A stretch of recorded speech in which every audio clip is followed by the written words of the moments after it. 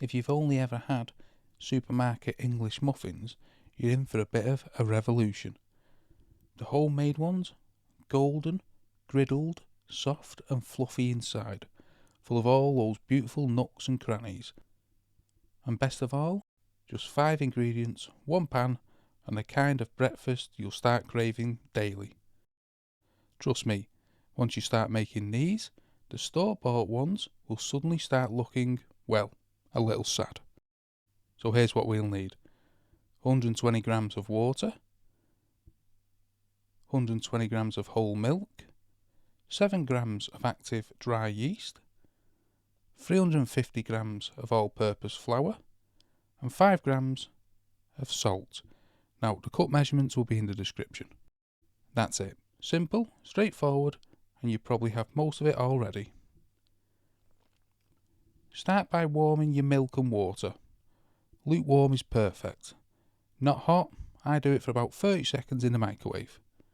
Then stir in the yeast and let it sit for 5 minutes until it gets bubbly and awake. I'm using a stand mixer there, but if you don't have one, don't worry. I'll show you the no need version later. Add your flour and your salt, pour in the yeast mixture and mix on medium until it forms a dough. Then bump it up to high speed and knead for around 3 minutes. It should look soft, tacky and pull cleanly from the side of the bowl.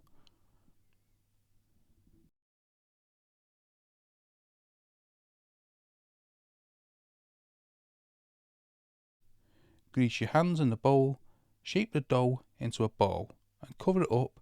I use cling film here, but a quick tip, grease or oil the cling film first. Mine stuck a little when the dough rose and I lost a bit on top. Not the end of the world, but worth knowing. Now we want to let it sit and rise for 2 hours or until it's doubled in size. Now for the fun part, shaping them. Dust the tray with fine cornmeal or semolina. Then divide the dough into 6 equal pieces, around 100 grams each. Roll each one into a ball and gently flatten to about 3 to 3.5 inches wide and just over an inch thick.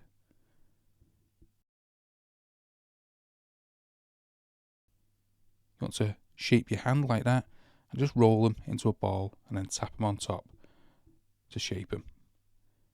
Then place on your tray. Sprinkle more cornmeal on top or semolina. If they don't move on the tray, I gently pick them up and move them into a little more cornmeal or semolina, whichever one you're using. Now let them rest for about 15 to 20 minutes.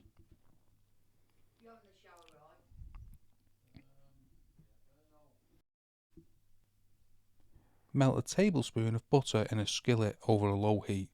Low is key here. Now, quick confession, I burnt my first one. Let's say I was just showing you what you're not to do, right? Honestly though, cooking one test muffin first is a smart move. It helps you figure out how hot your hob actually is. Once the pan's at the right temp, cook in batches for about 5 minutes per side until golden and puffed. If they brown too quickly but feel raw inside, just pop them in the oven at around 180°C for 6 to 8 minutes to finish off. That's 350 Fahrenheit. Let them cool on a wire rack for around 10 minutes. Now here's a little side by side I want to show you, fork versus knife. Fork splitting gives you those iconic nooks and crannies. Knife, it just slices through the magic. The very first English muffin recipe from the 1700s even warned against using a knife, saying they'd end up as heavy as lead. And honestly, they weren't wrong. These are gorgeous, toasted with butter and jam, but I had mine with a runny egg and some glorious fake cheese, and wow, it hit the spot. They also freeze like a dream. Just split them first, pop them in a bag, and you can toast them straight from frozen. Fresh homemade breakfast in seconds. If you've made it this far, you're probably halfway to mixing up a batch already. so go for it. These English muffins are such a simple pleasure and honestly way easier than they look. Let me know in the comments if you're team no knead or stand mixer, and if you burnt your first one like me, I want to hear about it. And if you want to try another old English recipe, check out this crumpet recipe here. And don't forget to like, subscribe, and I'll see you in the next video. Happy baking!